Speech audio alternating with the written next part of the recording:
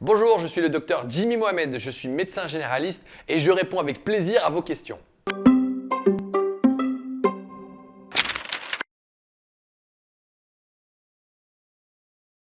Alors déjà, on ne sait pas exactement pourquoi certaines femmes vont avoir beaucoup de nausées, beaucoup de vomissements et d'autres rien du tout. Donc il y a une inégalité.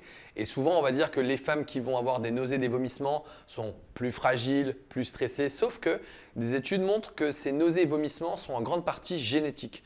On aurait un gène qui prédispose aux nausées et vomissements. Ça veut donc dire que ce n'est pas de votre faute. Et puis, plus on a de nausées et de vomissements, plus le taux d'hormones est élevé et moins on aurait de risque de faire une fausse couche. Donc je ne dis pas que c'est une bonne nouvelle que d'avoir des nausées et des vomissements, mais voilà un brin d'explication. Pour calmer les nausées et les vomissements, on a plein de façons. Chez certaines, rien ne va marcher. Et puis chez d'autres, eh bien, il va falloir manger en petite quantité tout au long de la journée, comme si le fait d'avoir l'estomac vide est responsable de ces nausées et vomissements. Donc il faut trouver un aliment qu'on peut avoir, qu'on peut grignoter, je mets des guillemets parce qu'il faut faire attention, tout au long de la journée. Pour certaines, eh bien, ça va être des choses un peu sucrées. Donc on peut avoir du cola, même si ce n'est pas terrible, des bonbons, même si ce n'est pas terrible, mais à chacune de trouver ce qui peut calmer les nausées. Et lorsque ça ne marche pas, eh bien, il y a des techniques un peu particulières qui peuvent être déroutantes.